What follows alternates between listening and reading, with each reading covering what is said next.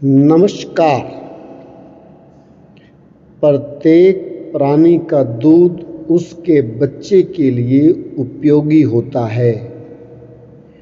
मानव शिशु जब जन्म लेता है तब उसका वजन लगभग 7 पौंड होता है।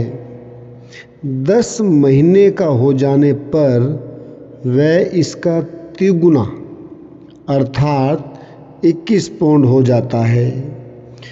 कुछ महीने के बाद बालक घुटने चलना शुरू करता है, जबकि गाय का बछड़ा जन्म लेते ही कूदने लगता है। जन्म के समय उसका वजन लगभग 60 पौंड होता है। 10 महीने में 10 से 12 गुना अधिक वजन का अर्थात 600 से 800 पौंड का हो जाता है। कुदरत ने मानव दूध में 1.5% प्रोटीन रखा है, जबकि गाय के दूध में 3.5% प्रोटीन होता है।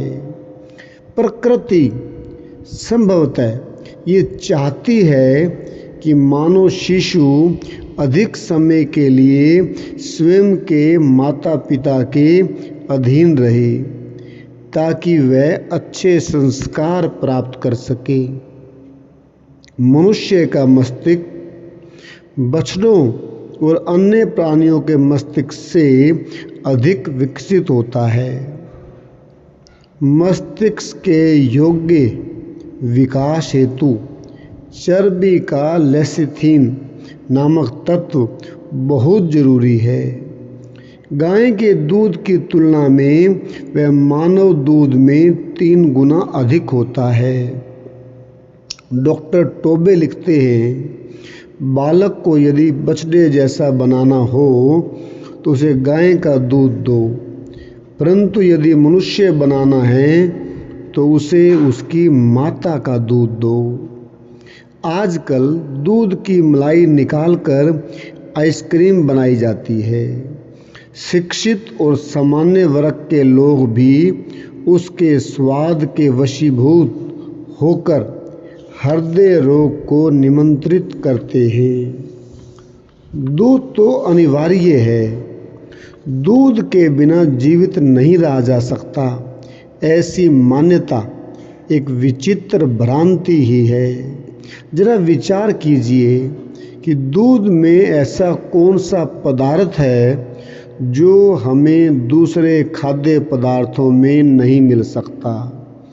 ब्रह्म देश, चीन, जापान और हमारे देश में आसाम के लोग दूध लगभग पीते ही नहीं, फिर भी उनमें किसी प्रकार की कमी नजर नहीं आती।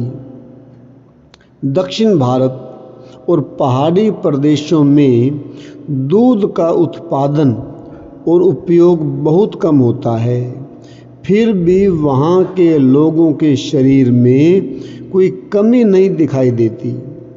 बड़े शहरों में मजदूर वर्ग को दूध कहाँ मिलता है, फिर भी वे शहर में बसते अन्य लोगों से अधिक स्वस्थ होते हैं। उन्हें खराब वैष्णव के परिणाम स्वरूप रोग होते हैं। पेस्चुराइजेशन नष्ट करता है उपयोगी तत्व। लोग ऐसी दलील करते हैं, हमारे आहार में कैल्शियम की कमी होती है। ये कमी दूध से दूर की जाती है। दूध उबालने से और पेस्चुरेशन करने से उसके कैल्शियम और विटामिन अजैव होकर शरीर के लिए निरर्थक बन जाते हैं। कई प्रयोगों से ये सिद्ध किया गया है। डॉक्टर जेम्स और doctor Philip Norman MD tomorrow's food नामक पुस्तक में लिखते हैं कि अमेरिका में पेस्चुराइजेशन से इतना विटामिन नष्ट होता है कि जितना उस देश में उत्पन्न होने वाले नींबू नारंगी, मौसमी आदि फलों के संपूर्ण उत्पादन में समाया हुआ होता है। इस पैचुराइजेशन से कैल्शियम भी नष्ट होता है, क्योंकि इस क्रिया के बाद वह आत्मसात करने योग्य नहीं रहता। America, Denmark, Switzerland, Britain, Scandinavian जैसे देशों में दूध का अत्यधिक उपयोग होता है, अतः वहाँ हृदय रोग से होने वाली मृत्यु का प्रमाण अत्यधिक चौंकाने वाला है। विश्व में चीन, जापान, मलेशिया जैसे अनेक देश हैं जहाँ दूध को कोई सम्मान नहीं मिला है। विश्व में सबसे कम हृदय रोग इन्हीं देशों में हैं। जब से पाश्चात्य सभ्यता यहाँ पांव जमाने लगी है, दूध का उपयोग बढ़ा है, तब से हृदय रोग तथा कैंसर यहाँ भी बढ़ते जा रहे हैं। विश्व विख्यात डॉक्टरों की राय दूध न पीने में पुस्तकों में भरी पड़ी है।